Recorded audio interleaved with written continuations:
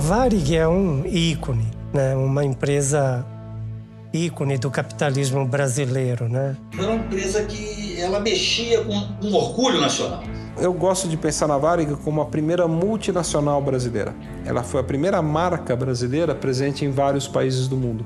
Ela figurava entre as 10 maiores empresas do mundo. A Varig, empresa brasileira, que consegue fazer tudo isso, eu acho que essa grandiosidade faz falta. Era uma estrelinha na bandeira do Brasil. A Varig faz muita falta. É a única coisa que eu tenho a dizer. Os céus estão diferentes. Quando a Varig entrou em recuperação judicial, reacendeu uma esperança, uma centelha de esperança de que ela não iria falir. E eu, nesse entusiasmo, eu escrevi um poema com o título de Augúrios, Desejos para a Varig. Toda a terra me conhece. Sou de cor azul e branco. Para divulgar nosso canto do Brasil, eu sou o elo. E num ato bem singelo, eu já vou cruzando o mundo para fincar firme e bem fundo o pendão verde e amarelo. Vocês receberam os 4 últimos salários? Vocês receberam as férias? De uma certa maneira, né, a gente tem que reconhecer que a Varig pagou um preço elevado pelo seu sucesso. O caso Varig é um fractal, é uma crise in vitro da grande crise brasileira. A quebra da Varig não foi só uma quebra de uma empresa aérea, foi uma quebra de um modelo que o Brasil devia seguir. O tempo foi testemunha, né, do absurdo, do trauma que foi para muita gente, né? Pessoas ficaram amíngua. Nós continuamos 16 anos depois do fechamento da Varig, lutando por justiça. Você não tinha solução para a Varig sem apoio político. Era impossível. A Varig foi falida por um modelo de gestão totalmente anacrônico, ultrapassado, jurássico, primitivo, o que quer que seja. A Varig não faliu, a Varig foi assassinada.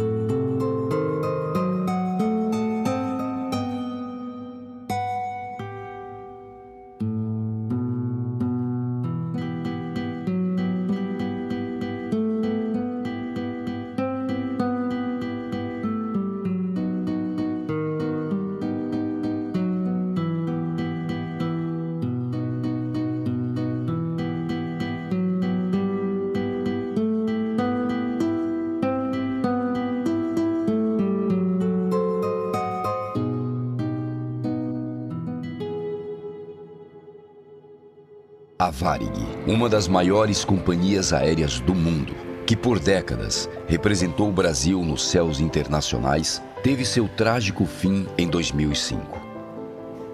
Sua trajetória reflete a história do país. Por isso, contar o seu passado é conhecer o nosso presente.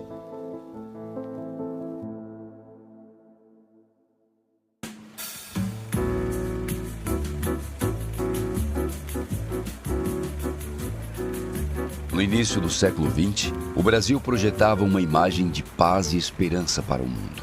O território de dimensões continentais e clima agradável estava se desenvolvendo. Era o país do futuro. Seduzidos por essa promessa, milhares de imigrantes aportaram por aqui. Entre eles, um ex-piloto da Força Aérea Alemã, Otto Ernst Mayr, um jovem que mudaria para sempre a história nacional. Quando ele está vindo para o Brasil, ele vem no navio E ele encontra um sueco, que é o Ludgren, dono das casas pernambucanas. E esse cara fala pra ele, olha, tu posso te dar um emprego. E ele, já arrumou um emprego no navio antes de chegar, né? E ao chegar ao Brasil, ele ficou impressionado com a dimensão do país e com a inexistência de uma empresa de transporte aéreo brasileira. E imediatamente criou um sonho, que era construir essa empresa.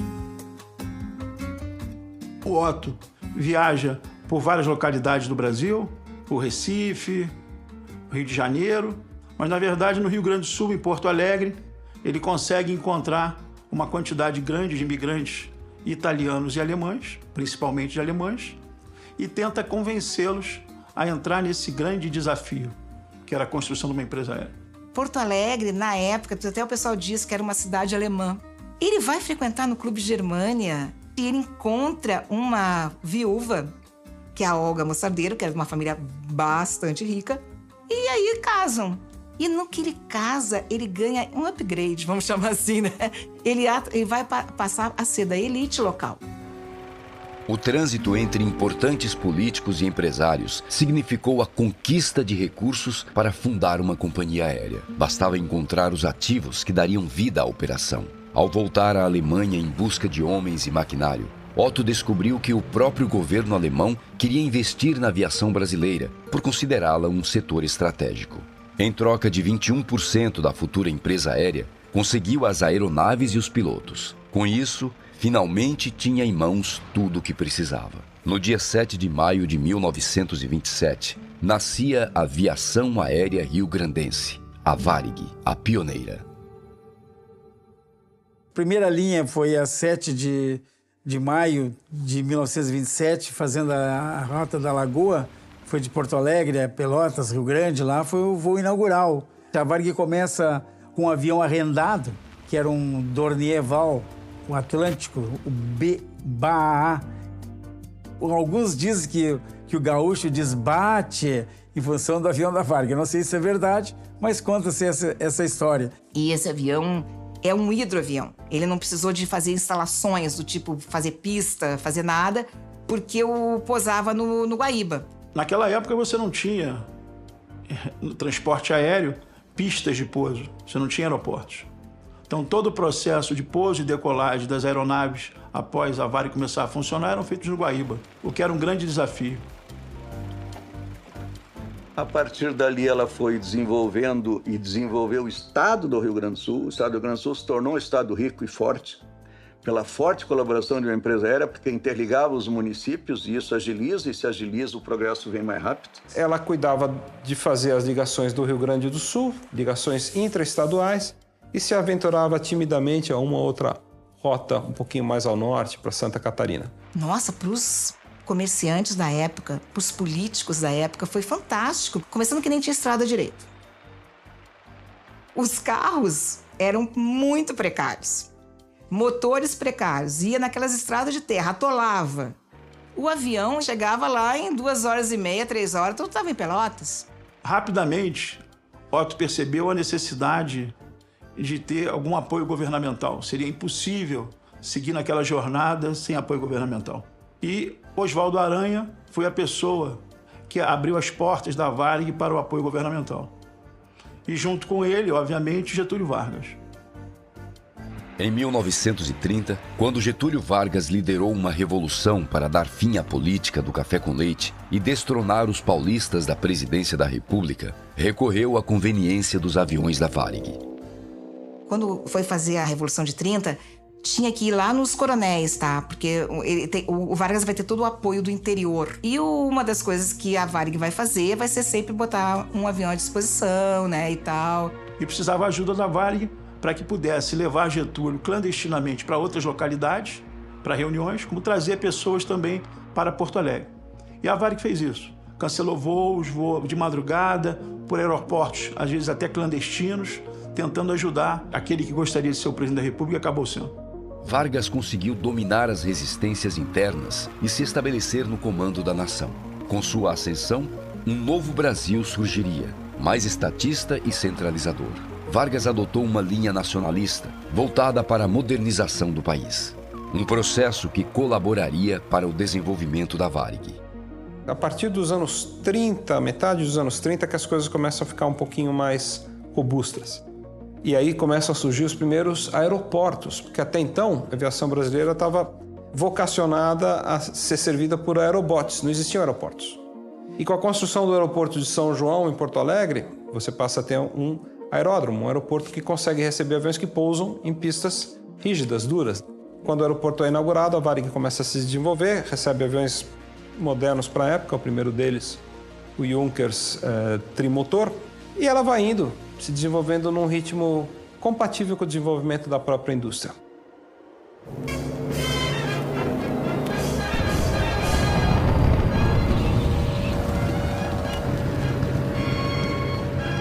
E no Brasil, você tinha uma bela discussão se o Brasil migraria para o eixo ou não.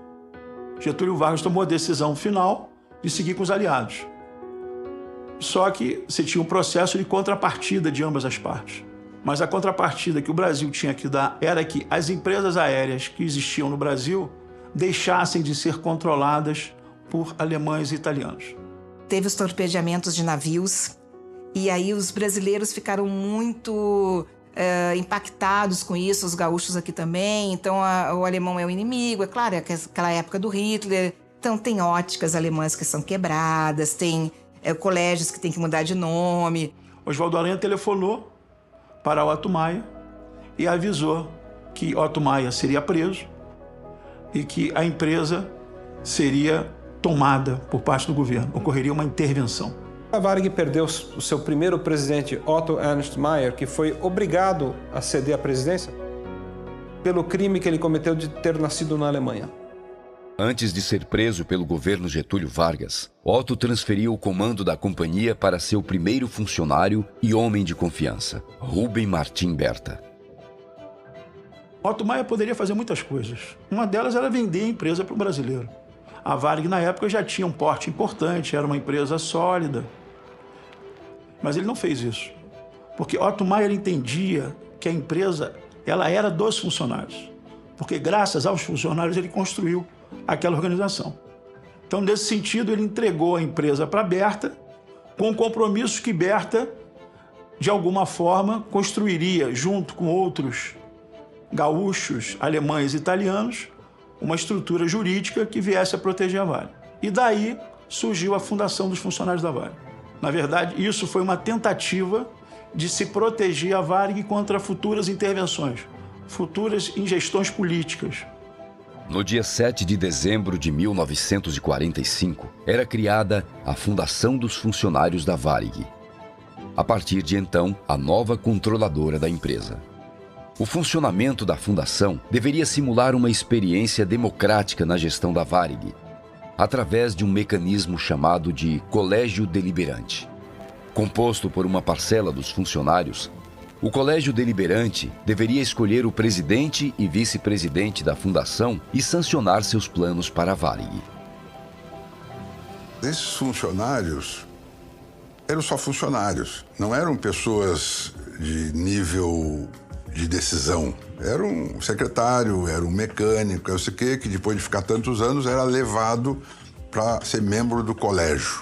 Aquilo era um status. Os indicados, vamos dizer assim, para aquele colégio eram os funcionários mais antigos, que eram os funcionários que ele já tinha confiança, que ele já tinha recrutado há muito tempo, que tinham essa fidelidade à empresa. O sistema de governança da Varig, que acaba ficando famoso, tecnicamente chamado Colégio Deliberante, sempre foi bastante controlado por quem detinha o poder. No caso, inicialmente, o Rubem Berta e os membros do Colégio Deliberante praticamente concordavam. O povo brinca bastante que era o colégio concordante. As pessoas concordavam com o que estava ali, porque eles não entendiam nada, o cara era mecânico, o presidente dizia, vamos fazer isso, eles, vamos, pronto. O novo sistema concentrou nas mãos de Rubem Berta o poder então partilhado entre as centenas de acionistas.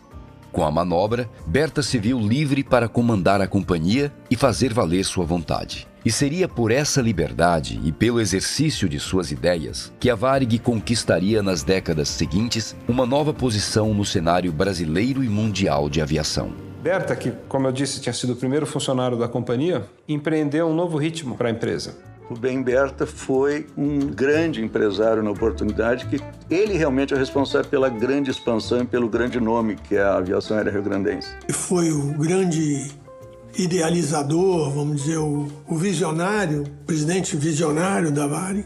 Foi quem realmente a tornou internacional. A Varig começa a sonhar alto. O primeiro grande movimento nesse sentido é a compra da Aerogeral, que era uma empresa que voava até Natal, Rio Grande do Norte, e com isso a Varig se aventura para valer além da região sul e sudeste. Ela começa a voar para a região inicialmente nordeste, depois centro-oeste e norte do Brasil. Ela começa a expandir sua linha de serviço. E em 55 a gente tem mais um momento que eu acho que é decisivo, uma mudança, uma inflexão na curva histórica da Varig.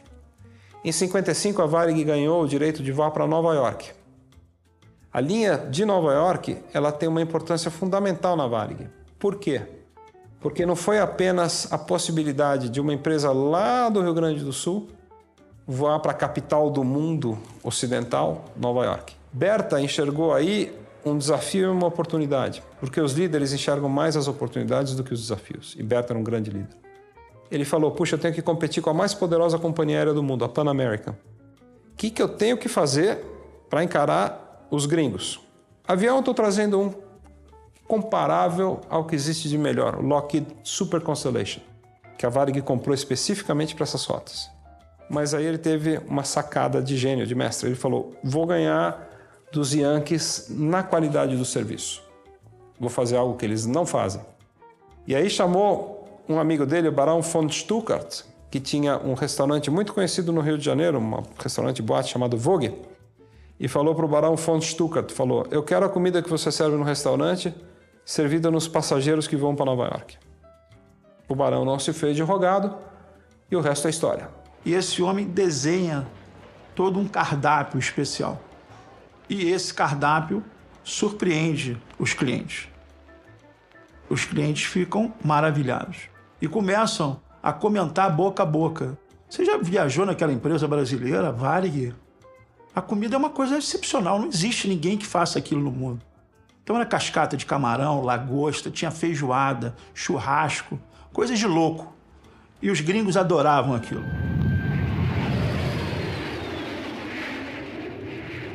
Quando os Constellations decolavam de Porto Alegre e faziam escalas em São Paulo, Rio de Janeiro, Belém, Ciudad Trujillo, na atual República Dominicana, para depois, só então, chegar em Nova York, eles eram tratados com o que tinha de melhor na culinária brasileira, aliás, com enorme orientação e inspiração francesa, e eram servidos vinhos como Chateau Lafite, que hoje é uma coisa impensável, você servia um vinho de 5, 6 mil dólares na primeira classe e eram servidos em todo o avião. Então, esses verdadeiros banquetes aéreos, né, que eram acompanhados de bolinhas de algodão para você aguentar a barulheira dos motores do Super Constellation, estabeleceram a Varig num patamar mais elevado, num patamar de primeiro mundo, assim, em termos de serviço. E aí os gringos, os norte-americanos, os clientes mais exigentes, passaram a dar preferência para a Varig. A outra coisa que foi feita, que era muito interessante, com uma mudança muito importante para as mulheres, que começaram a não querer mais ser apenas esposas e mães, e na verdade queriam ter a sua liberdade econômica, queriam conhecer o mundo todo, Berta se aproveitou disso. E trouxe mulheres lindas, mulheres super competentes, mulheres charmosas, para que fizessem o papel de comissárias de bordo. Deu capacitação para elas. Então, essas duas situações que envolviam essa qualidade do atendimento, que era global, mas com destaque para as comissárias de bordo e para os comissários de bordo, e a gastronomia começou a conquistar os clientes nacionais e internacionais. Uma coisa que é muito incrível, que é muito notável, é que a Varig, quando trouxe o Boeing 707 com motor Rolls-Royce, né, e a Pan American usava o Boeing 707 com motor Pratt & Whitney, a Varig tinha um equipamento que permitia fazer o voo Rio-Nova York, Nova York-Rio, sem escalas, enquanto que a Pan American tinha que fazer uma escala, obrigatoriamente. Puxa, essa era uma tremenda vantagem competitiva. A Varig realmente foi ganhando musculatura e foi sendo percebida no cenário mundial. Ladies and gentlemen, welcome on board. Os jatos Boeing continuam na frente. 250 Boeings estão servindo 22 companhias aéreas, as melhores da América e da Europa. Construídos para liderar por muitos e muitos anos, os jatos Boeing transportam atualmente mais de 32 mil passageiros por dia. Os jatos Boeing são os mais experimentados em todo o mundo. Por essa razão, foram preferidos pela Varig. Direto e mais rápido para Nova York. Na segunda metade dos anos 50, Juscelino Kubitschek chega ao poder com a promessa de desenvolver o país. Com o slogan "Governar é construir estradas", o novo presidente deixaria de lado o setor aéreo nacional. Mas a construção de Brasília e sua política cambial não trouxeram o progresso anunciado. Quando Jânio Quadros passou a governar o país, a inflação havia disparado e a economia estava em colapso. Ao apostar na desvalorização do cruzeiro, Jânio prejudicou todas as companhias aéreas que comercializavam em dólar e viram seus custos aumentarem drasticamente. A política comprometeu as finanças da maior empresa aérea brasileira até então, o Consórcio Real Aerovias, que precisaria fechar as portas. Para reverter a situação, Jânio Quadros pressionou Berta para que comprasse a Real, ameaçando uma estatização do setor. Então ele meio que força o Berta a comprar e diz que o governo vai garantir. E isso é em agosto. 20 dias depois ele renuncia. E o coitado do Berta ficou com aquela dívida, entendeu? Assim, a descoberto, né? Vamos dizer assim, porque aquela garantia do governo era de palavra, né? É como se o quarto lugar comprasse o campeão. E ela se junta ao Consórcio Real Aerovias para formar a maior companhia aérea do Brasil. Em 1962, até porque a Varig estava competindo diretamente com a Pan American e inspirado pelo famoso globo da Pan American, o Rubem Berta teve a iniciativa de falar, olha, precisamos de uma imagem, de um logo para a empresa. Eu quero uma coisa parecida com o que a Panam tem. Que seja uma coisa gráfica, forte, uma coisa que seja visivelmente reconhecida no mundo inteiro. E ele, na concepção dele, ele não viu muita força gráfica naquela figura alada, no Ícaro, né? E aí ele comissionou um trabalho que acabou sendo vencido por um artista gaúcho, porto-alegrense, Nelson Jungblut, que desenhou a famosa Rosa dos Ventos e que acabou sendo estampada nos aviões a partir de 62. Com grande pompa e cerimônia, o Berta convocou a imprensa. O primeiro avião a ser pintado foi um DC-3, o Vitor Bravo Papá, que saiu do hangar com a Rosa dos Ventos na cauda e sem o Ícaro na fuselagem. A gauchada, que não é mole, olhou para aquilo e falou, cadê o Ícaro? Não, agora não tem mais Ícaro, agora é só a Rosa dos Ventos. Bate. Aqui não, Gavião.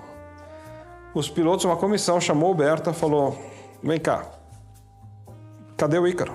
Falou, não, agora é o Globo, é Mundial. Falou, não vamos voar os aviões sem o Ícaro. Não, tem que ter o Ícaro. Mas ele sentiu que a briga ia ser boa e falou, eu já tenho uma marca nova, o que eu vou fazer com a antiga? Falou, põe aí, mete aí, vamos usar as duas. Ficou uma tremenda discussão até que eles chegaram num consenso que o Ícaro ele ia ficar próximo de onde os pilotos estavam, próximo da cabine de comando. E nesse momento a Varig, mais uma vez inova, porque ela passou a ser uma das raras companhias aéreas do mundo que tem dois símbolos. Apesar da compra da Real, o fantasma da estatização não desapareceu. Depois de superar a saída repentina de Jânio Quadros da presidência, era preciso lidar com as ameaças oferecidas por João Goulart. Ele também queria estatizar as empresas aéreas para criar a Aerobrasil. E a data para sua fundação já estava marcada, 19 de abril de 1964, em comemoração ao aniversário de Getúlio Vargas. Mas as turbulências políticas afastariam este mal, trazendo uma nova era em que a Varig se constituiria na estrela escolhida para brilhar nos céus do Brasil e do mundo. Atenção! O senhor presidente da República deixou a sede do governo. Sob a nossa responsabilidade, a população do Brasil, o povo, a ordem.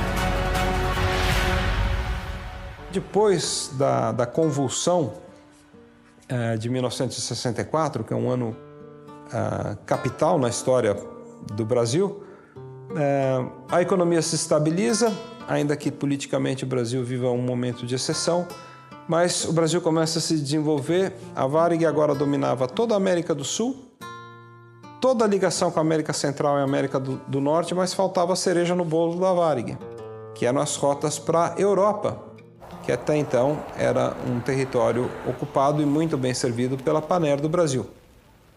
Aí a gente tem aquela passagem tenebrosa, infelizmente, da história, em que a Panair é assassinada, né, por decisões políticas.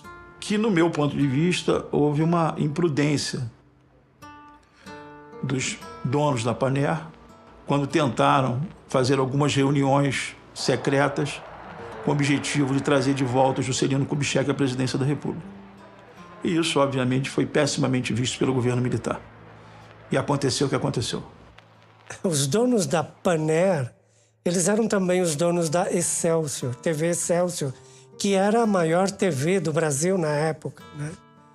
E ela era contra os militares, né? Depois de 64, a TV Excelsior fez muitas matérias e reportagens atacando o governo militar. Então, obviamente, o governo militar fez uma opção estratégica pela Varig. Ela foi proibida de voar com uma ordem de que ela tinha falido, o que não era verdade. E no dia seguinte, os aviões da Varig já estavam prontos para fazer a rota dos aviões da Panair. Qualquer pessoa que conhece aviação sabe que você não consegue planejar as coisas de um dia para o outro.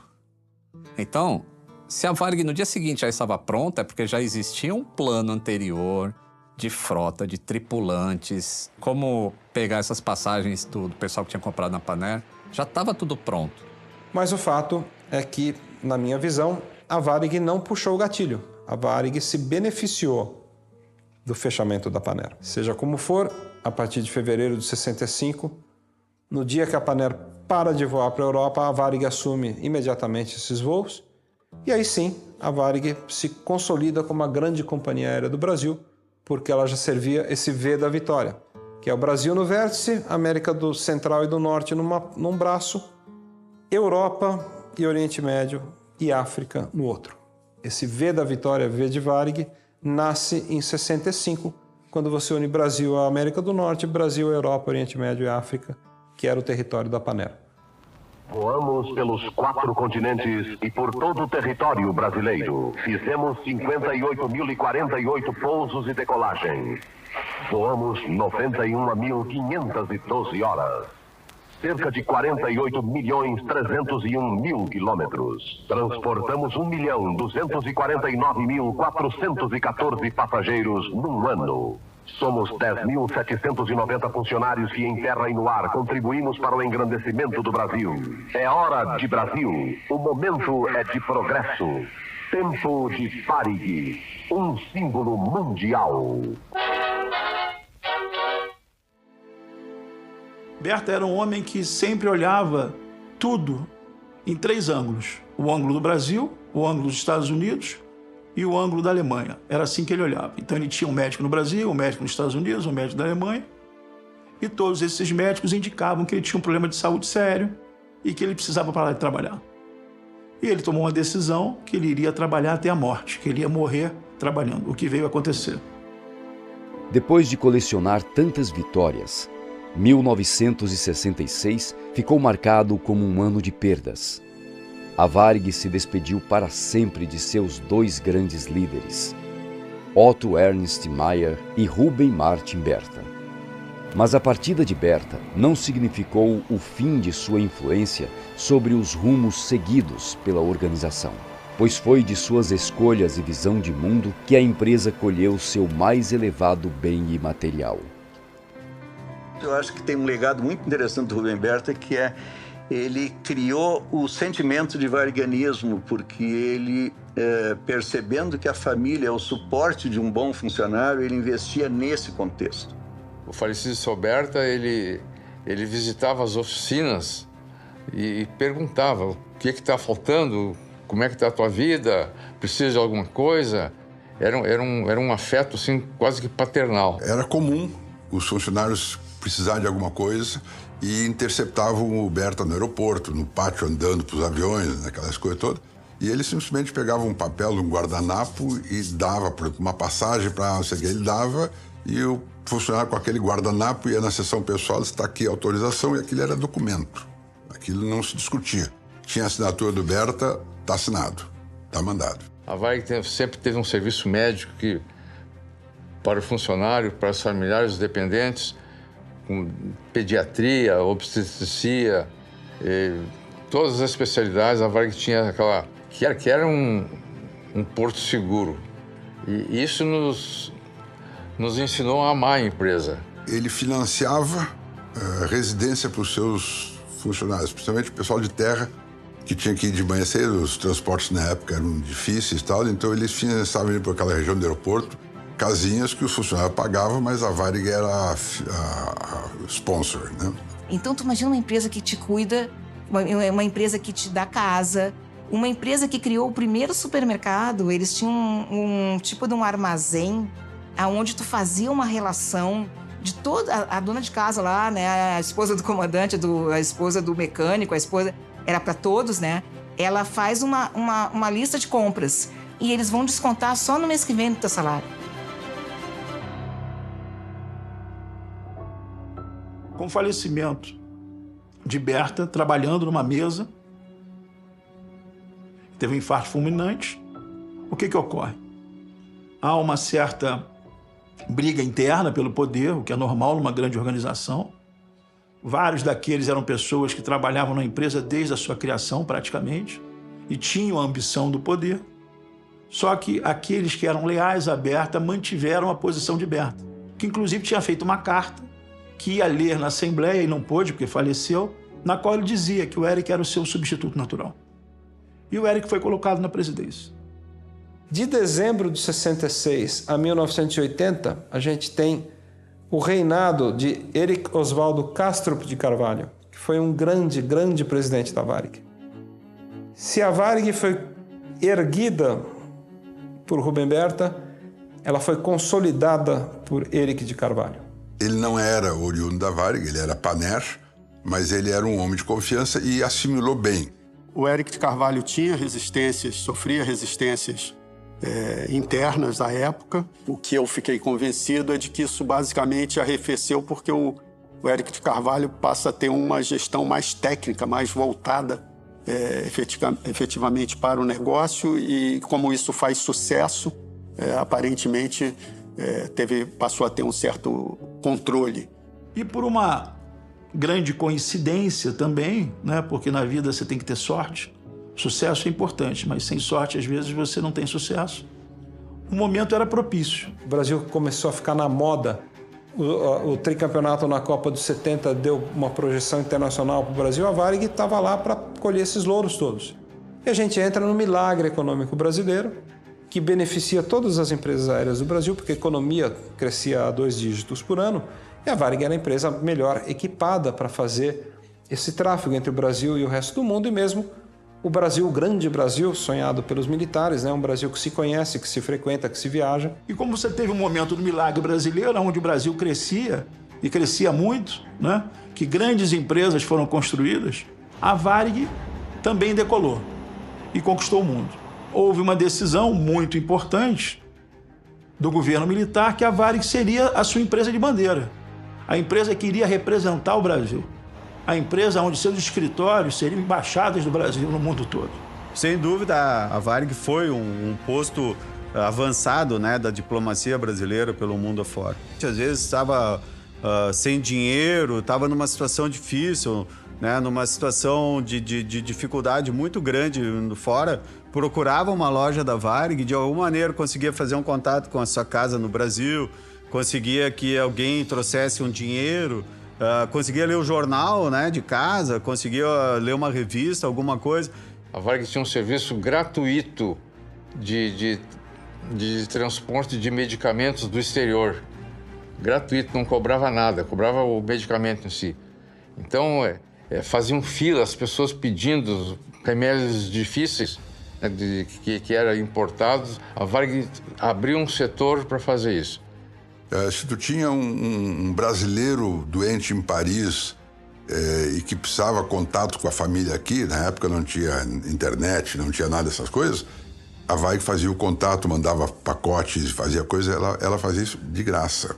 Ou seja, ela tinha um papel social com o Brasil muito grande. E a Varig passou a ser uma empresa que voava para praticamente todos os continentes. E voava bem. Voava com serviço maravilhoso, com equipamentos que eram os melhores da época, e foram anos de muito crescimento. A brincadeira que a Varig, a dona da noite, que foi motivo de campanhas comerciais e publicitárias, na verdade é até relativamente modesta. A Varig, naquele momento, era dona do dia e da noite. Era a empresa brasileira de maior relevância internacional e enorme impacto no Brasil. Para o profissional, o aviador no Brasil, a Varig era, assim, a empresa dos sonhos. Como se diz em inglês, é Paramount, né? Era o topo do topo, né? O la crème de la crème, né?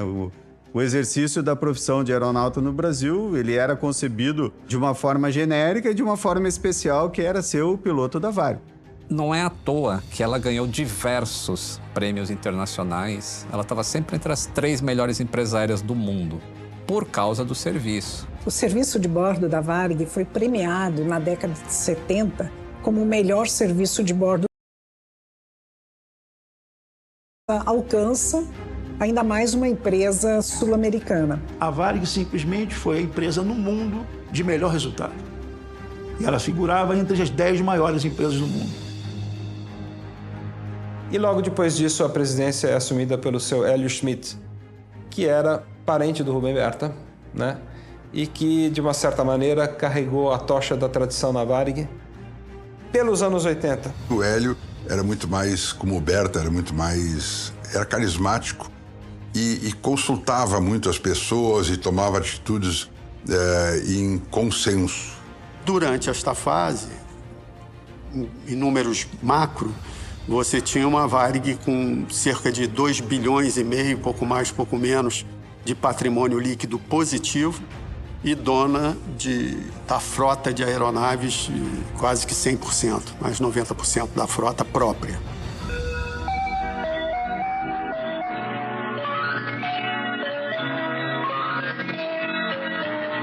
Você espera que 86 seja repleto de paz e fraternidade. Nós também.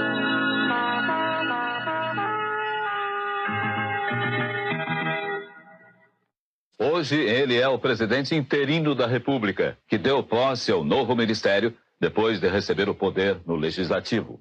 Sarney assume a vice-presidência da República e passa a ser automaticamente o presidente interino do Brasil. Os anos 80 ficaram conhecidos como a década perdida no Brasil. A economia brasileira foi destroçada, primeiro por uma crise internacional e segundo por uma crise gestionada aqui dentro do Brasil, que passou por uma série de convulsões, a transição do fim do período de exceção para o início da democracia em 85, e depois com sucessivas atrapalhadas econômicas das equipes econômicas que assumiram, juntamente com o presidente José Sarney, que entrou com aquela série de famigerados pacotes econômicos que destroçaram não só a economia como um todo, mas aniquilaram com as chances de sobrevivência das companhias aéreas brasileiras. A partir de 85, ali, começou a ter no Brasil assim, um período de muita inflação. Tá? E eu me lembro, assim, porque eu vivi, né, esse período, a incerteza que a gente tinha, sabe? Era difícil, assim, você pensava como você vai organizar o seu salário. O meu primeiro salário, acho que foi 8 milhões e alguma coisa de uma moeda que eu nem lembro mais, se era cruzeiro, se era cruzado novo. Então a gente viveu uma época realmente horrível. E aí a gente via na televisão, aparecia lá o Sarney ou qualquer o presidente da hora, falou, não, agora temos um plano, vamos congelar preços, e aí congelava preço e não dava certo, ficava 1, 2, 3 meses sem inflação, depois explodia de novo e começava a aumentar os zeros.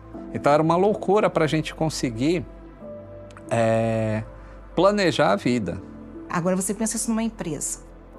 Como é difícil gerenciar custo num setor que tu tem que ter uma margem muito pequena quando tu tem uma inflação muito grande. Então, não foi só a aviação, né? Foram todos os setores, na realidade. Mas no caso da aviação, muito dos insumos são comprados em dólar. A origem dos problemas econômicos financeiros das companhias aéreas brasileiras, todas elas, tem a ver com esses pacotes econômicos com consequências nefastas. Depois de uma década de prosperidade, o Brasil vivia um cenário de caos econômico. Numa tentativa desesperada de frear a hiperinflação, José Sarney recorreu a um plano extremo, o congelamento de preços, que incluía a fixação do valor das passagens aéreas.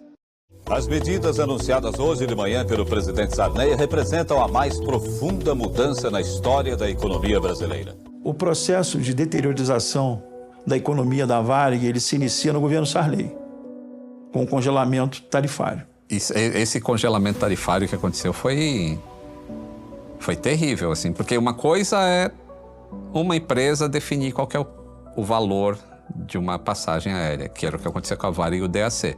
E outra coisa é o governo congelar os preços para que... É tipo um populismo, assim, para que a pessoa não ache que está pagando caro numa passagem aérea. E quem é que vai ressarcir o custo da empresa aérea? Porque um avião, ele é pago em dólar. O leasing dele é em dólar. E aí você está congelando o preço dele em real, enquanto o dólar está disparando lá atrás. Como se a Varig fosse uma empresa que operasse apenas no Brasil, como uma padaria, uma quitanda, que compra do fornecedor lá da área de hortifruti granjeiros. Na verdade, era uma empresa aérea que voava para a América do Sul, Europa, África e Estados Unidos, onde os preços, principalmente da América do Sul, ela tinha que abastecer lá, por exemplo, combustível inflacionado mensalmente mais caro e mantendo o preço da passagem congelado. Então ela tinha que vender passagem por um valor irreal. Porque se eu gasto mais de combustível do que vale a passagem, para que eu vou vender a passagem? E elas continuaram vendendo passagem porque o governo mandava. Esse é o defasagem tarifária. É isso aí que quebrou a Varig. Porque ela passou durante um tempo longo vendendo passagem e perdendo dinheiro. Todo voo que a gente botava o passageiro a bordo, a Varig perdia dinheiro. É um congelamento tarifário canhestro, né? Malvado, né? Que quebra as pernas de uma grande empresa que antes emprestava dinheiro para o Banco Central. 10 anos antes, ela 10 anos depois está ali amarrada, tendo que voar com prejuízo, porque o governo não pode enfrentar a inflação que de fato não sabe enfrentar, a inflação que não provém da tarifa nem do combustível, né? Provém de fatores monetários e fiscais que produzem aquele ambiente de desorganização. O congelamento de preços constituiria um dos desafios enfrentados pela pioneira, mas não seria o único. Dentro da organização, a Varig também sofria com reveses administrativos. A fase de seus grandes líderes havia ficado para trás. Na gestão do Hélio Smith, na minha opinião, eu acho que ele escolheu algumas pessoas para dirigir certos departamentos na Varig, muito mais baseado em escolhas pessoais do que em competência técnica ou em preparo acadêmico. Eu acho que as escolhas da diretoria a partir do Hélio Smith, muitas vezes são mais construídas em cima de, infelizmente, de relações pessoais e muito menos em torno de talento ou capacidade. E empresa nenhuma sobrevive a isso, né? Minha visão de gerência técnica, né? Me parecia que a Varig não conseguia uma gestão eficaz nos seus custos. E eu fui me dando conta que a governança, o estilo de gestão da Varig era bastante perdulária, porque ninguém se preocupava com o custo. Vamos fazer o melhor. Quanto custa? Não quero saber, vou fazer o bom e bonito, né? Eles serviam um bife de 300 gramas. Um bife de 300 gramas é bastante, sabe? Assim, é um pratão, assim, o passageiro achava o máximo. Só que muitos daqueles bifes de 300 gramas as pessoas nem comiam todo, porque era bastante. Vinha outras comidas, tinha salada, tinha outras coisas. A bandejinha era bem farta, assim, tudo. Tinha sobremesa e tal. E aí um cara lá pensou, vamos tirar 100 gramas. Aí fez as contas lá, né? Que se ele tirasse 100 gramas do bife, Nossa, somando todos os voos, somando todos os prazos, era toneladas que na verdade eles iam economizar. Mas como é que é? O diretor de comercial lá, não, isso aí é miséria de vocês. Como é que vocês querem tirar isso aí? Isso aí é a tradição da Varig. Então tinha essas lutas assim, sabe o velho contra o novo, sabe? Essa coisa assim, ó. Vamos economizar nisso. Não pode. Imagina, isso aí é uma tradição. Nessa época, nesses 7 anos que eu fiquei no treinamento, nos primeiros meses que eu tinha assumido o cargo, recebi de um alto setor da empresa com um recado assim: Scherer, vai vendo aí a compra do simulador de MD-11. Nós tínhamos vários simuladores, tinha 747, 67 e tal. E eu fui ver o preço da cotação que estava sendo oferecido, eu achei exorbitante. E aí eu perguntei para o meu diretor: escuta, a Varig costuma fazer licitação? Ele disse: olha, nunca fizeram, mas se tu quiser tu faz. E me deu carta branca. Aí eu recebi 5 ofertas de outros fabricantes de simulador, né? E a média dessas 5 outras ofertas era quase a metade do preço da primeira. A forma de gestão, de governança da companhia facilitou muito que tudo fosse mantido em compartimentos estanques e em benefício de poucas pessoas e não benefícios, significativos do ponto de vista do patrimônio pessoal. Não é isso. É mais gestão com resultados que beneficiam pessoas dentro das circunstâncias da própria gestão, mas que para a empresa são extremamente nocivos, perdendo a sua saúde econômica, financeira. A gestão de pessoal, ela era um pouco bagunçada, sim. Porque eu, por exemplo, eu tive um erro no meu salário uma vez, veio errado o holerite. E aí eu perguntei para o meu amigo que entrou comigo no mesmo dia, fazia a mesma função e o dele não estava errado, estava certo. E aí eu levei isso para o departamento pessoal e ficou 4 anos para eles resolverem uma questão de erro deles. Uma das reuniões que eu assisti, e uma diretoria queria fazer um novo tipo de serviço num voo do Brasil para Madrid, uma primeira classe diferenciada e tal. E nessa reunião, esse diretor pediu que o 767-300 fosse modificado na sua primeira classe maior e com isso ia ter que deslocar banheiros e galhos e coisa, né? E o que acontecendo, depois de muito dinheiro gasto, muitas horas extras de projetos de modificação e reconfiguração e tal, e os aviões ficaram prontos no final de março. E foi anunciado para esse diretor: olha, os aviões estão prontos, como pedido, pode operar agora no início de abril. Qual a modificação? Aquela pedida em janeiro. E eu ouvi, não precisa mais, continua a mesma coisa. Esse tipo de coisa eu assisti muito. Encerra essa década basicamente com os mesmos 2,5 bilhões, mais ou menos, de déficit.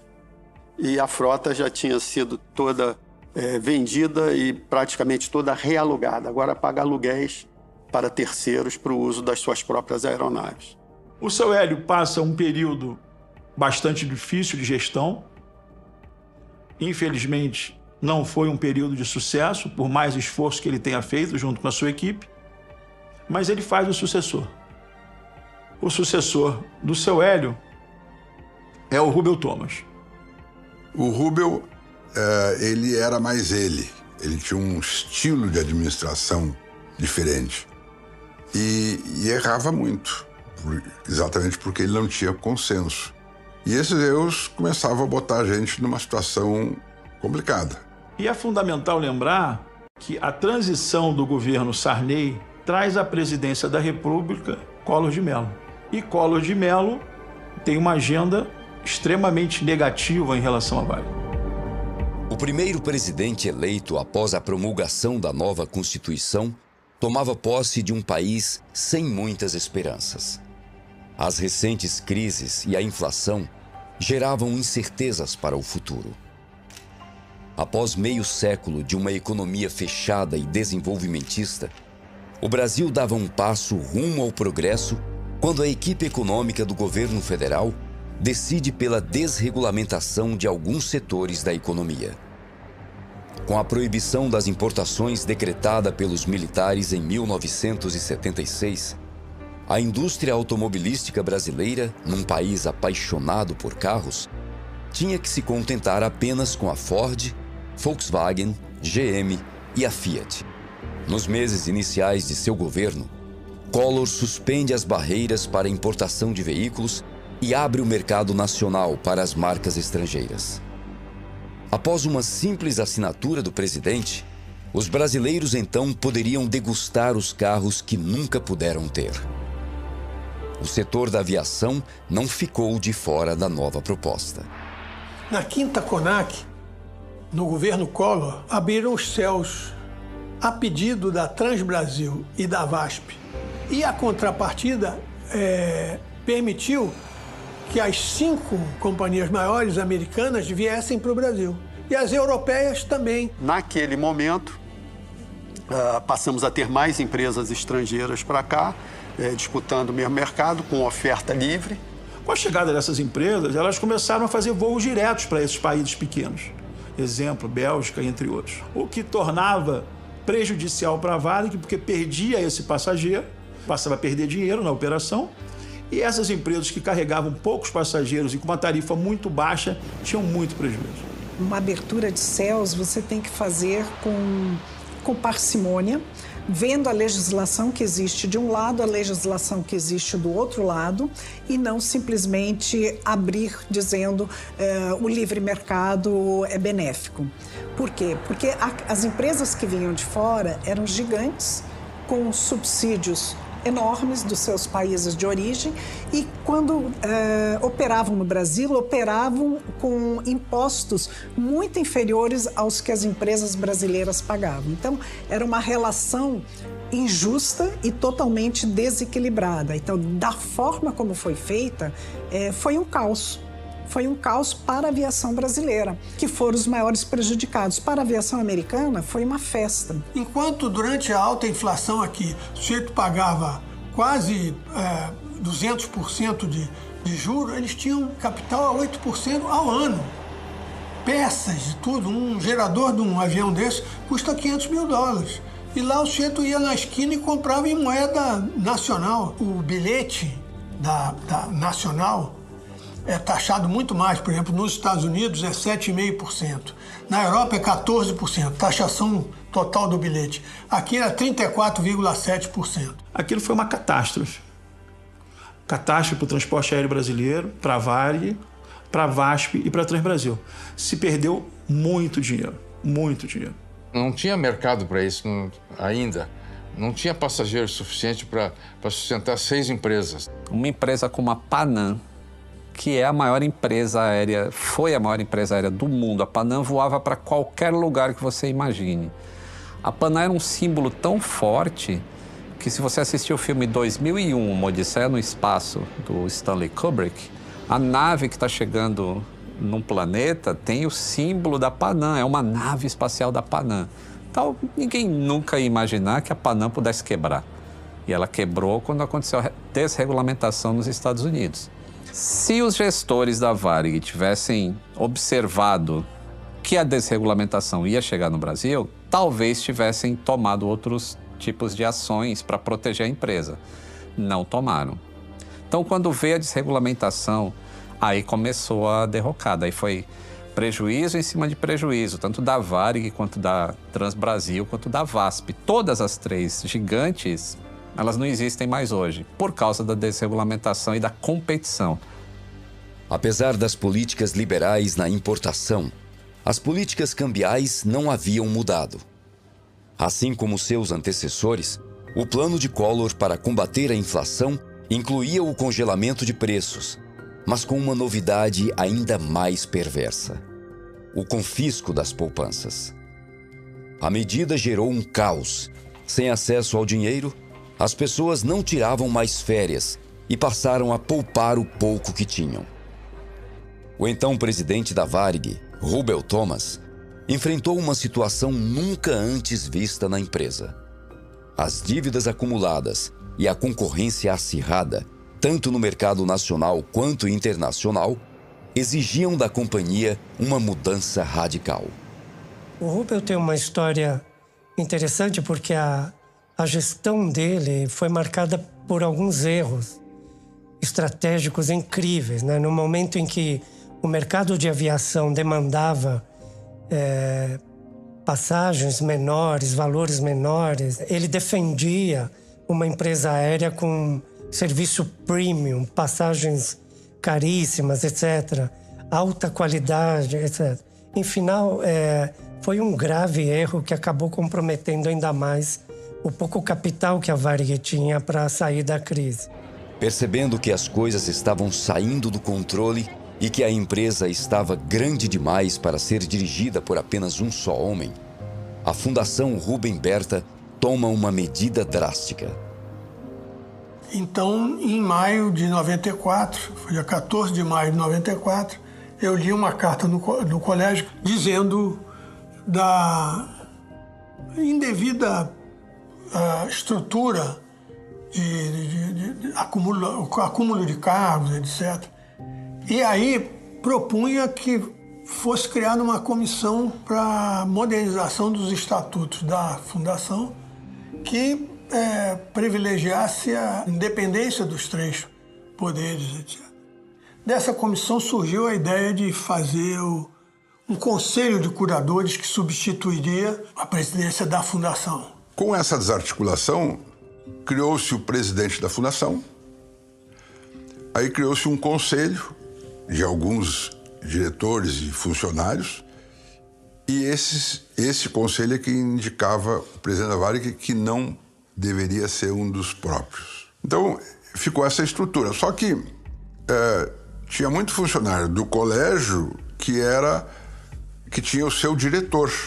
E ele dizia para o diretor que não é assim, porque senão eu vou lá no colégio porque aí o colégio deixou de ser concordante e passou a ser deliberante. Então, começou a haver inversão de valores dentro da Varig, funcionário achando que mandava no seu diretor, e isso deu espaço para uma politicagem. E essa politicagem foi que abalou a confiança da Varig junto com os órgãos do governo e até com os seus lessores nos Estados Unidos e fora, que começaram a dizer, não, pô, ali dentro tem confusão, vamos tirar o nosso porque não dá para ficar aí.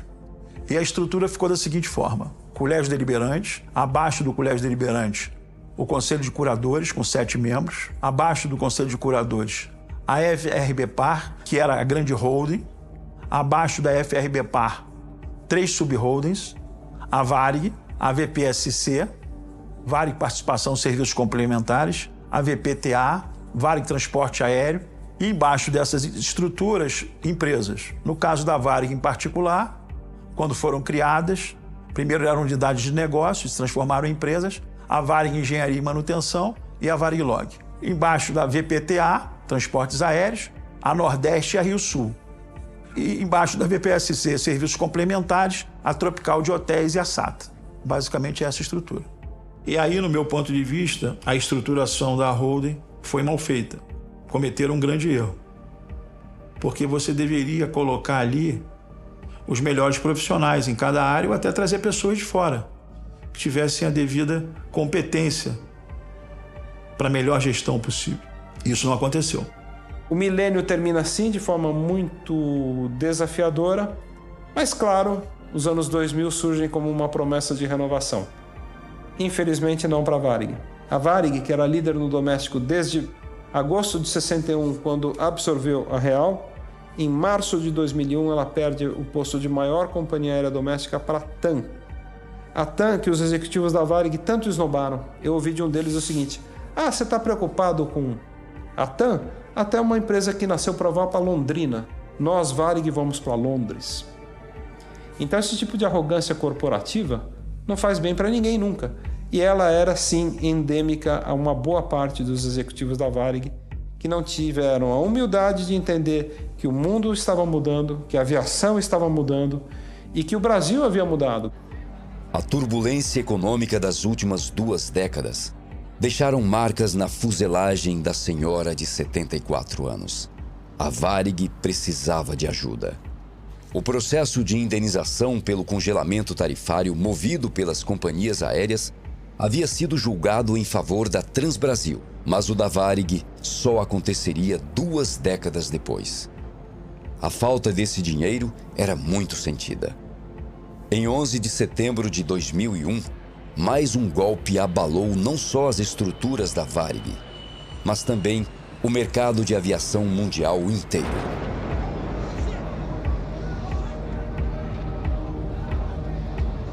No ano seguinte, a seleção brasileira trazia a taça do Penta nas asas da Varig, símbolo do final de uma era.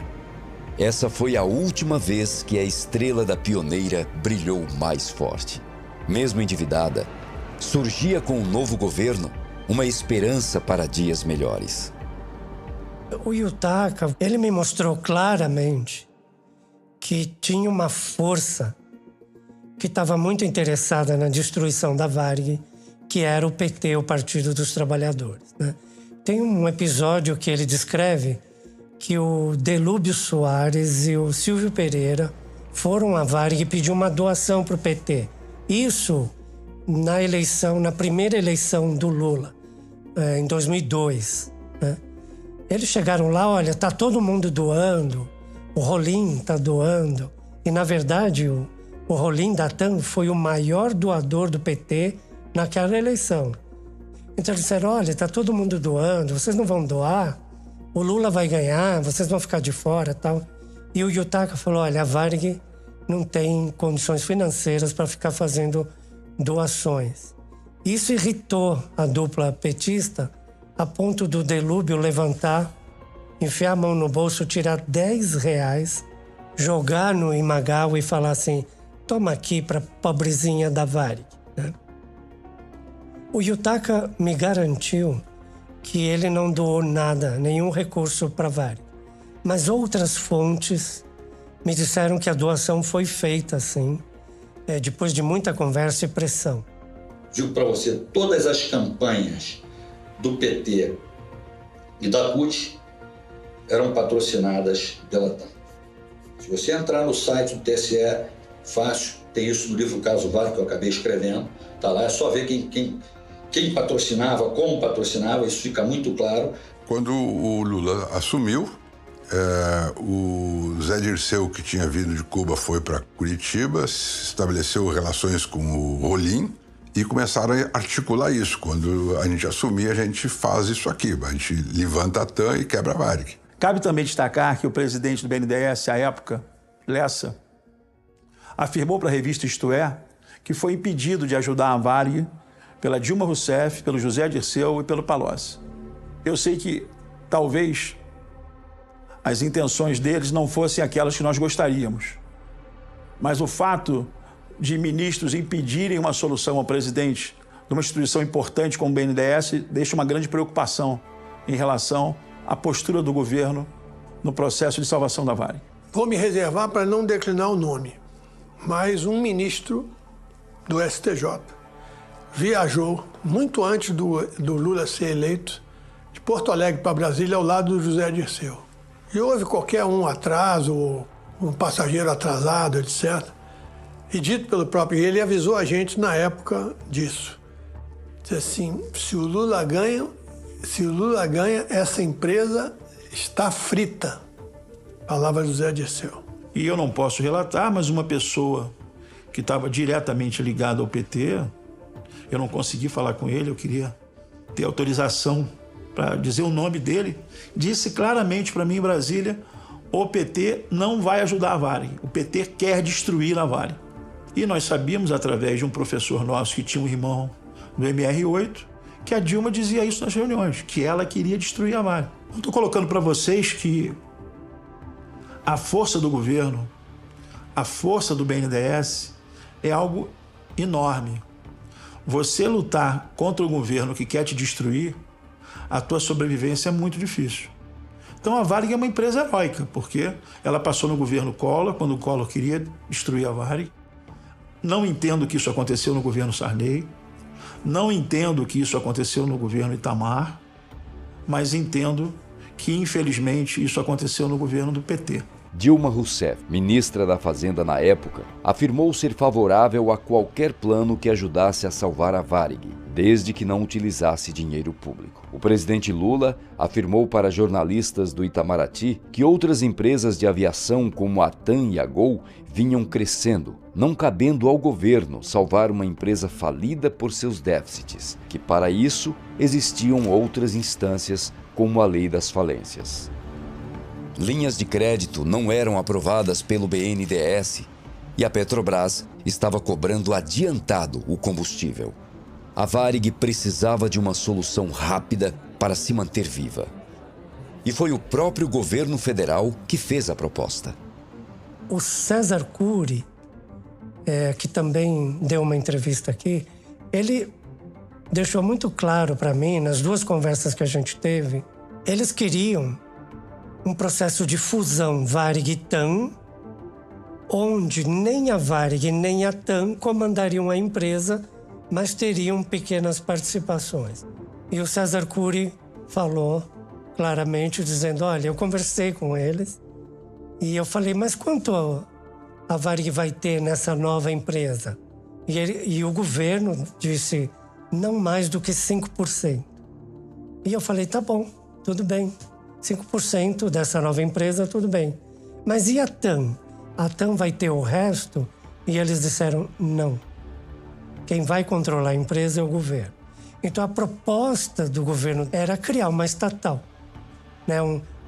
Ou, se não fosse uma estatal, um dos tais campeões que o PT criou, a Rodo, JBS, Oi e vários outros, né? Onde o governo teria interesse e botaria ali seus comandantes, e a Varig também seria uma delas, né? E o César Cury me disse claramente, a Varig não se opôs a isso. Para a gente, tanto fazia. Se a Fundação Rubem Berta pudesse ficar com alguma coisa, estaria bom, né?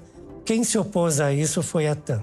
A TAM não quis ser encampada, ela recusou, e depois ela é vendida, ela faz uma associação com a Latam, né? E cria essa empresa aérea que está aí, mais ou menos, né? Apesar da fusão das duas empresas ter sido rejeitada por ambas, o governo fez com que as companhias compartilhassem as vendas das passagens e os seus aviões. Com a falência iminente, não restava outra alternativa. Numa situação onde a Varig tinha uma taxa de ocupação na casa dos 58%, a TAM tinha menos de 40%, e fizeram uma fusão onde a Varig era obrigada a vender a metade das passagens oferecidas e a TAM a metade. O pessoal que voava no ano 2002 deve se lembrar de tentar comprar no balcão da Varig, e o colega que estava atendendo no balcão da Varig pedir para ele ir para o balcão em frente, comprar no balcão da TAM para embarcar no avião da Varig. A TAM era uma concorrente feroz da Varig. Quando a TAM começou em Congonhas, eu ainda estava na Varig. E a gente odiava aquela empresa. Era como se fosse um time de futebol mesmo, uma torcida, assim, um Grêmio contra a Internacional, um odiando o outro. Então, quando surgiu, anos depois, esse code share TAM com o Varig, tipo, mas o que está acontecendo? É como se o universo tivesse virado de cabeça para baixo. Para a sorte da Varig, o Zé Dirceu saiu naquele negócio do mensalão, e em seguida morreu o Rolim, e aí se desarticulou o troço e acabou não dando. Mas foi mais uma paulada que a Varig levou, e que isso contribuiu bastante para a sua quebra. Inconformados com a situação da empresa tão querida pelos seus funcionários, parte deles se organizava para exigir mudanças. A Associação dos Pilotos da Varig, então, começa a desenvolver um plano para salvar a empresa. A forma com que se construiu esse movimento de ação industrial, esse movimento no sentido de interromper a decadência da Varig, ela foi programada com assessoria de uma empresa de consultoria na área administrativa, comandada pelo professor Paulo Rabelo de Castro. A Associação de Pilotos da Varig, que é uma associação forte na época, era muito bem estruturada, tinha recursos próprios, ela tinha capacidade de pagar por uma consultoria.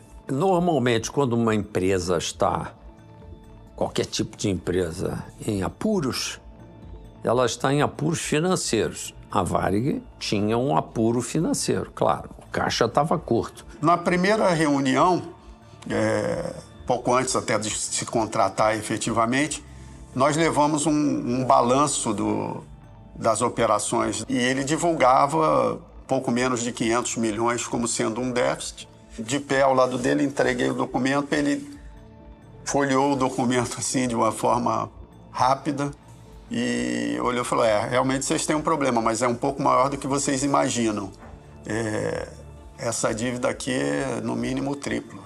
O trabalho foi feito em um mês ou 2, e aí tivemos uma reunião e ele apresentou o resultado do trabalho e apontava um número, se eu não me engano, pouco mais de 1,5, 1 bilhão 580. A Varig, em 50% do total do seu endividamento, era devedora de si mesmo. Por que era devedora, não mas a si mesmo? Porque eram os próprios operadores das aeronaves, comandantes, mecânicos de voo, comissários, pessoal de terra, os variguianos, que eram os credores do seu fundo de pensão, que não era abastecido porque a Varig queria fazer caixas. Eu pago depois, já que vocês não estão usando todo o aéreo. Isso é um pecúlio, deixo para pagar. 50% da dívida era renegociável. Daí a solução partia exatamente dizer, bom, então se eles são credores, deixa os caras trabalharem para irem buscar o seu próprio crédito. Depois o Banco do Brasil era governo. Mas quem era governo? Não era o governo que estava devendo uma ação de congelamento tarifário que praticamente cobria todo aquele crédito e ainda sobrava? Então, se você olhasse os dois lados do balanço, um ativo contingente, que dependia de uma batida final de martelo da morosíssima justiça brasileira. Se tivesse resolvido a ação de congelamento tarifário, fazia um mata-mata com o setor estatal e a Varig já estava estabilizada. Um economista que tinha sido meu contemporâneo de colégio, Paulo Rabeiro de Castro, sujeito brilhante, etc., mas que fez um plano de auxílio à companhia meio mirabolante. Ele queria pegar todo o dinheiro do Aeros, dos contribuintes, inclusive as contribuições dos aposentados e tudo, para capitalizar a empresa, né? E aí eles estariam no comando da empresa. Quer dizer, não há nada que pudesse ser razoavelmente aceito.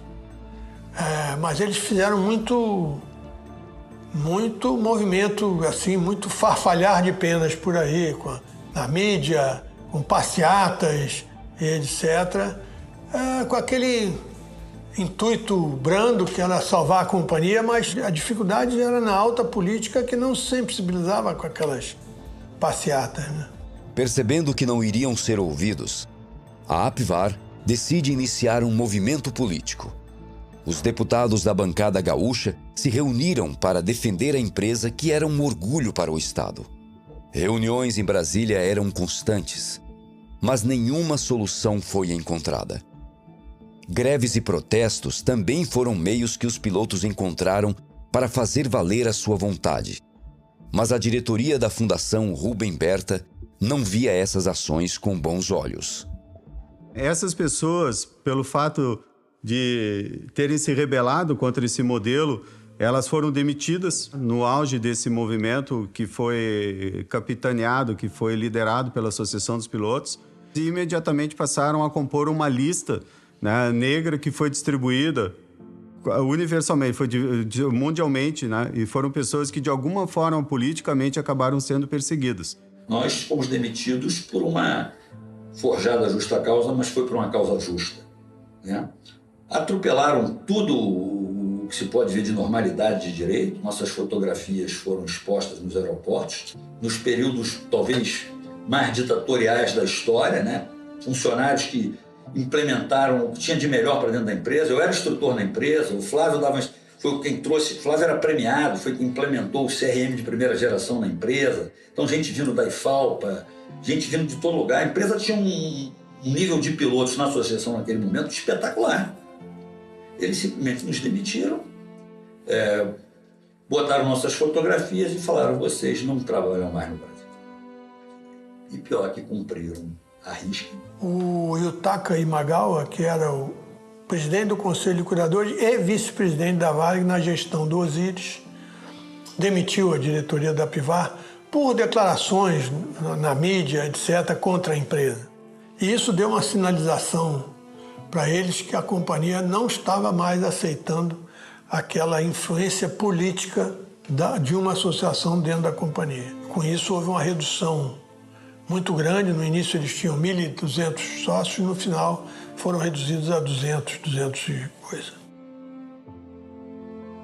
Em 2005, a Varig é basicamente a primeira empresa nacional a recorrer à Lei de Recuperação de Empresas, então recém-promulgada. E a Lei de Recuperação tem como objeto, como pretensão, reduzir esse número de falências, criando uma solução técnica que pudesse facilitar a recuperação das empresas. Hoje nós sabemos que não funciona absolutamente dessa maneira, mas havia, inclusive, uma expectativa legítima de que fosse um caminho a seguir. Havia uma intenção boa, digamos assim, dentro disso tudo. O plano era separar a Varig em duas, né? Uma empresa ficaria com a dívida trabalhista, que ela passou a se chamar Flex, e a outra empresa era a Varig, ficaria só com a marca, né? E o leilão, eles venderiam a marca da Varig. E o juiz deixou claro, se um dos credores da Varig votar contra, a Varig vai ser liquidada, vai à falência, né? E naquele momento, o representante da General Electric levantou a mão e falou: a General Electric, que é credora da Varig, vota contra. Aí o juiz falou assim: você tem consciência de que esse seu voto vai levar a Varig à falência? Ele falou: tenho. Eu tenho consciência. Bom, é isso que você quer? É isso que eu quero. Nisso levanta uma pessoa do sindicato e fala: eu tenho um questionamento, né? Qual é? A General Electric não pode votar nessa assembleia porque ela não é mais credora da Varig. A GE vendeu a dívida dela, a dívida que ela tinha da Varig, ela vendeu para o JP Morgan, o banco JP Morgan. E o juiz olhou para o representante da GE e falou: isso é verdade? E o cara da GE falou: mas nós temos uma procuração do JP Morgan para votar dessa forma. Aí o juiz falou assim: se você tem uma procuração, por favor, apresente. O banco não nos enviou ainda. Aí o juiz falou: sinto muito, o seu voto não é válido. E, dessa forma, o voto da GE foi descartado e o plano de salvação da Varig foi aprovado. Foi feito um leilão. Uma empresa estranha deu um valor de 30 e poucos milhões e comprou a marca da Varig. Passado 1 ou 2 semanas, essa empresa vende a marca da Varig para a Gol por 300 e poucos milhões de reais. Ou seja, eles tiveram um ganho aí de 10 vezes o que eles pagaram, né? E foi uma coisa muito estranha, né? Porque a Gol estava lá, a Gol podia dizer: eu dou 60, eu dou 40, e seria um lance maior. Mas ela não deu. E a Gol leva a marca da Varig, né? De uma forma estranha, mas depois tem uma razão para isso, né? Um dos grandes medos da Gol era que qualquer juiz trabalhista dissesse: você comprou a Varig, então você é responsável pelas dívidas trabalhistas. Mas, com essa intermediação, que é evidente que era proposital, os créditos trabalhistas, as dívidas trabalhistas morriam ali, porque a Gol comprou a marca não no leilão, mas de um terceiro, né? Uma maneira de tirar as dívidas trabalhistas do meio do caminho. Quando a liquidação da Varig é consolidada, o que ocorre com as ações da Gol? Elas crescem 600%.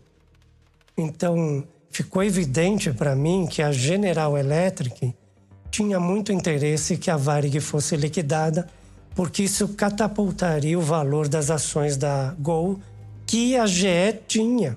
Então, a GE estava no conselho de credores da Varig, não para salvar a Varig, mas para destruir a Varig. Eu era contra o leilão da Varig, sabe? Porque eu sabia que existiam coisas nebulosas, você comprar por um preço e vender por 10 vezes o preço, etc. Isso tudo é uma combinação, infelizmente, mais abrangente nesse negócio todo. E é por isso que eu não queria entrar nessa recuperação judicial de jeito nenhum. Em um processo acusado de irregularidades, um grupo de empresários e um fundo de investimentos americano conseguiram arrematar parte da Varig no leilão por 52,3 milhões de reais. Apenas 8 meses depois, eles venderiam a operação para a Gol Linhas Aéreas por 324 milhões de reais. O martelo foi batido às 11 horas e 20 minutos do dia 20 de julho de 2006. A estrela da pioneira se apagou nesse dia. E aquela foto do Panda que mostra todos os aviões parados, né, no chão, aquela foto para mim, que a gente que gosta de aviação sabe que uma vez que tu estacionou a tua frota, tu não decola mais, né? E ele viu isso e ele foi lá, alugou um helicóptero, foi lá e te deu a foto, e é uma foto histórica, né, que a frota da Varig toda no chão. O apagão aéreo, ele foi consequência da derrocada da Varig. Quando a Varig quebrou, a gente tinha, ao contrário do que aconteceu na época da Panair, que já estava tudo pronto, não estava tudo pronto para uma derrocada da Varig. Então, diversas linhas internacionais que precisavam ser feitas, deixaram de ser feitas, e outras caíram no colo da empresa que assumiu essas rotas, que foi a TAM. E ela não tinha tamanho nem capacidade suficiente para gerenciar tudo isso. E aí começou o apagão aéreo. Assim, uma desorganização, a gente não consegue voar, a gente tem voos cancelados, o controle de tráfego aéreo está perdido, a gente tem uma demanda muito reprimida porque os preços estavam baratos, pessoas querendo viajar, e a gente tem aquelas imagens horríveis na cabeça ainda daquele monte de gente dentro de um aeroporto, deitado no chão, com voos cancelados, sem nenhuma informação, sem ter hotel, sem ter nada. E aí a gente tem o acidente do TAM 3054 aqui em Congonhas, que foi o ápice do apagão aéreo. A partir daquele momento, falou, não, vamos parar a aviação, vamos ver o que está errado e vamos corrigir, senão a gente vai ter um acidente a cada mês aqui. Bom, a pergunta que não quer calar, né? Eu me pergunto, por que uma empresa com 85% do mercado internacional e 65% do mercado doméstico teria interrompido a atividade de uma forma abrupta, né? Ou não tão abrupta, praticamente anunciada, né? Porque os últimos anos da Varig foram anos bastante difíceis, visivelmente difíceis, né? E a gente se vê se perguntando repetidamente por quê. Mas basicamente a questão do fim da atividade da Varig é ligada à administração, a forma com que ela era administrada, né, e a forma com que se estabeleceu o modelo de governança corporativa da Varig. Se eu não me engano, em 1967, o último discurso do Rubem Berta, na reunião do Colégio Deliberante, ele produziu uma carta, inclusive essa carta existe até hoje, né, onde ele postulou que a empresa não poderia ser destruída por um inimigo externo, que o maior inimigo da Varig estaria lá dentro mesmo. Quando o Rubem Berta criou a Fundação dos Funcionários da Varig, rebatizada Fundação Rubem Berta após sua morte em dezembro de 66, ele criou a fundação pensando em um mecanismo que impedisse a Varig de ser comprada, porque, vamos dizer assim, a propriedade da Varig foi pulverizada entre os funcionários. Sem saber, ele criou um mecanismo, e não era essa a intenção, que conferia à Fundação Rubem Berta um poder de veto, um poder extraordinário. Todas as medidas dos executivos da Varig tinham que ser chanceladas pela Fundação e pelo Colégio Deliberante, muitas vezes conhecido como Colégio Delirante, lá de Porto Alegre. Eu, na conclusão do livro, eu digo que a Fundação Rubem Berta cometeu muitos erros, né?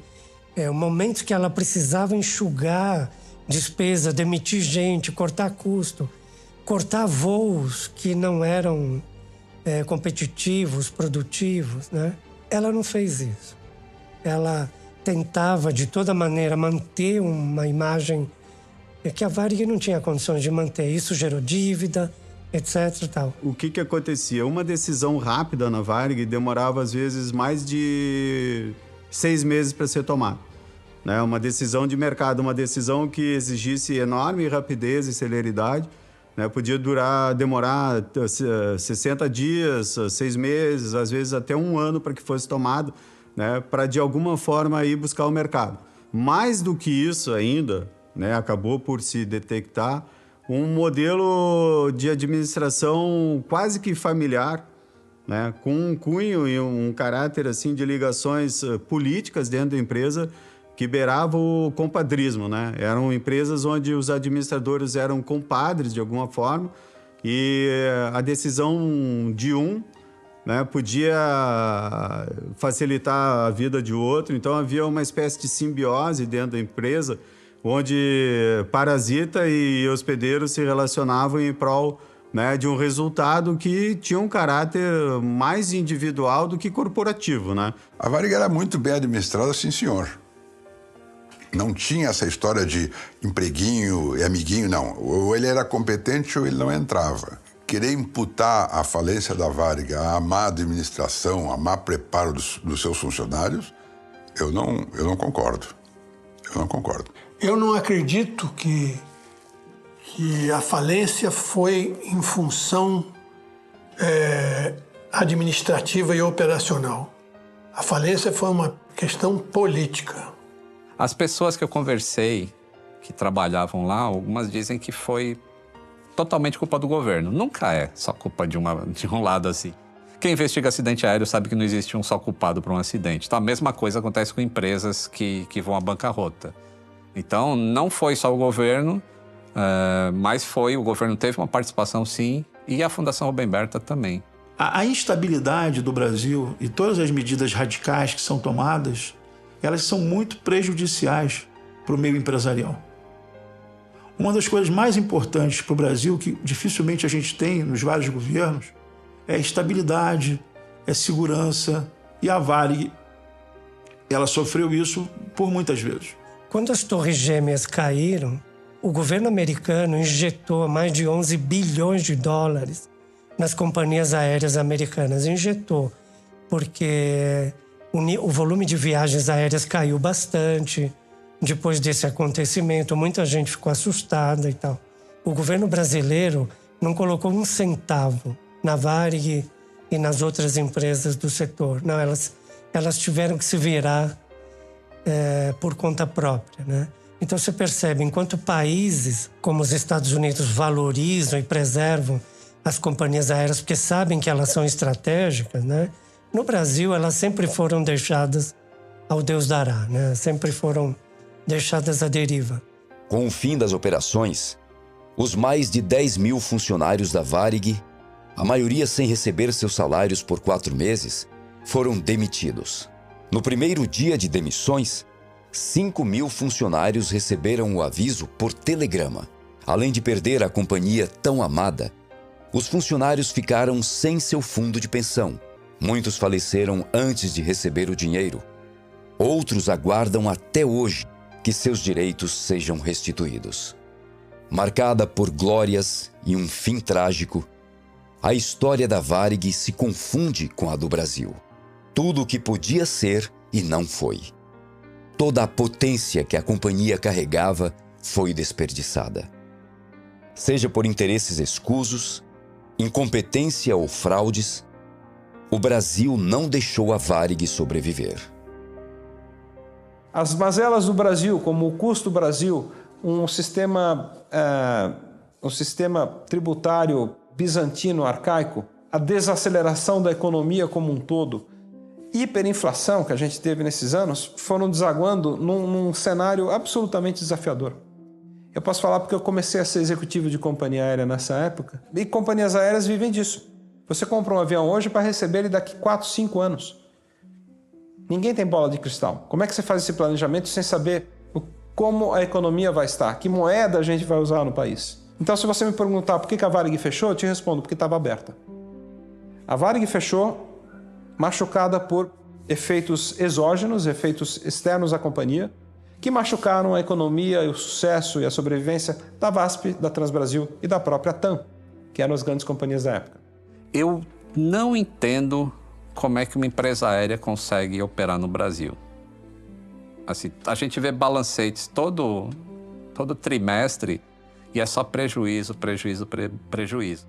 A carga tributária é muito alta. O governo joga contra as empresas aéreas. E é por isso que a gente não tem diversas cidades que eram atendidas no passado, até na própria Amazonas, que hoje não são mais atendidas, estão abandonadas. Por que o Brasil tem que cobrar o preço mais alto dentre todas as nações do mundo para combustível de aviação? Isso eleva o preço das passagens desde a época da Varig pioneira no Rio Grande do Sul até hoje. Então vou repetir a frase que é pesada, mas é o que eu realmente acredito.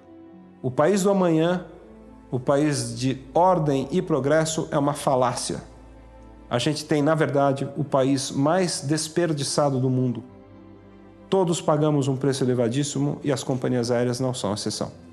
Eu falo que o Brasil ele tem um capitalismo de hienas, né? Você tem um bando de hienas que, na verdade, não querem salvar ali aquilo. Eles querem devorar, destruir, etc. Eu acho isso de uma irresponsabilidade gigantesca, porque você não vê uma ANAC questionando isso. Peraí, você está no conselho da Varig para salvar a Varig ou destruir a Varig, né? Você não vê organizações como o CVM, que estão ali para defender acionistas, né? Investidores, questionando o que está sendo feito numa organização. Eles também ficaram em silêncio. E uma série de outras entidades que deveriam garantir, vamos dizer, um capitalismo saudável no Brasil, você não vê eles agindo para preservar empresas como a Varig, livrar ela de aspectos de procedimentos corruptos, salvar investimentos, salvar uma organização que tinha milhares de funcionários, famílias dependendo disso. Enfim, tinha uma coisa que valia a pena ser salva e preservada. Então você vê uma empresa com tantos inimigos assim, entre empresas que deveriam salvá-la, entre governos que deveriam salvá-la, entre agências que deveriam salvá-las, né? A Varig resistiu bravamente, né? Eu digo, a Varig é um exemplo de heroísmo corporativo, porque ela resistiu a muitas hienas por muito tempo, né? Associações, sindicatos, credores, né? Parece que eles se uniram num frenesi para destruir a empresa. Não é à toa que eles conseguiram. Todas essas nossas crises são co-irmãs do caso Varig. O caso Varig é um fractal, é uma crise in vitro da grande crise brasileira.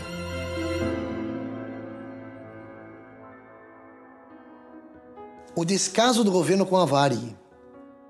Infelizmente, o governo federal não deu a devida atenção ao pedido de socorro da Varig.